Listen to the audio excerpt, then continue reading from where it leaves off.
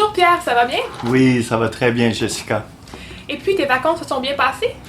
Ah, je te dirais que j'ai eu des super belles vacances. Franchement, là, j'ai eu des vacances reposantes, entouré de ma famille, des amis, plusieurs beaux moments dans notre salle de musique avec ma fille, ma femme, mes amis.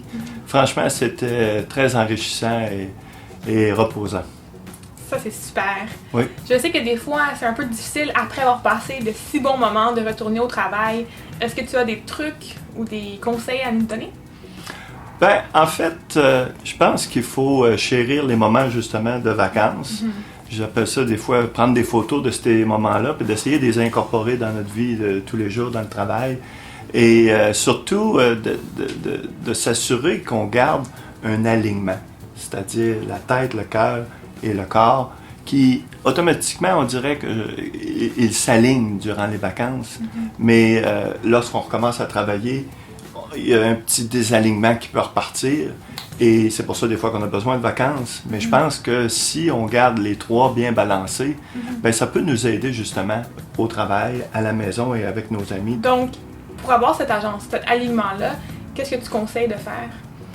Ben, au départ, je pense qu'il faut avoir des objectifs. Autant que faire du sport, tout le monde dit que c'est bon pour la santé, mais la question c'est où est-ce est le sport dans notre agenda. S'il n'est pas dans l'agenda, les chances sont fortes que c'est la première chose qui va disparaître. Moi, dans mon cas, je fais toujours mes exercices le matin parce qu'après ça, ma journée part et je ne sais pas trop quand est-ce qu'elle va finir. Alors, je sais au moins que le matin, j'ai fait mes exercices. Alors, et si le corps est en forme, ben, la tête et le cœur peuvent être en forme. Donc, pour avoir un job qui se balance bien, il faut que le corps soit bien balancé pour que la tête puisse bien performer au travail. C'est un très bon conseil, ça. Et puis, c'est quoi la première chose qu'on devrait faire lorsqu'on retourne au bureau? La première journée au retour?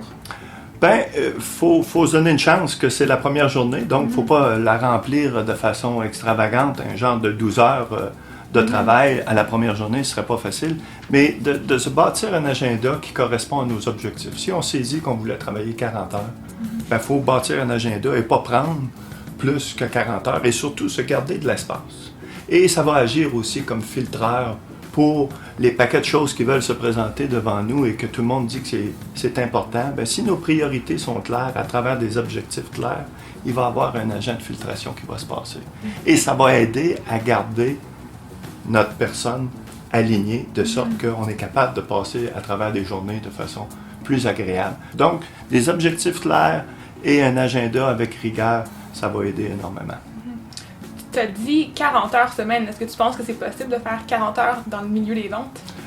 Oui, je pense qu'au départ, comme les gens des ventes sont habitués de vivre avec des objectifs, le premier objectif, il faudrait dire, c'est combien d'heures qu'on veut travailler. Si on n'a pas d'objectif, ben oui, on va travailler 50, 55, 70 heures par semaine. Mais si on dit qu'on a un objectif de 40 heures, ben moi, je pense que c'est possible parce que dès là, on va travailler sur les clients qui sont les plus près à une zone de fermeture de vente, les clients qui ont plus de potentiel, toujours dans le système de filtration que je parlais tout à l'heure. Mais si on n'a pas d'objectif, c'est sûr qu'on va repartir dans des semaines très longues. Alors la question qu'il faut se poser, c'est quel est l'objectif qu'on a et quelle rigueur qu'on a à appliquer tout ça dans nos semaines de travail quand on vient. C'est des très bons conseils. Merci beaucoup d'avoir partagé ça avec moi.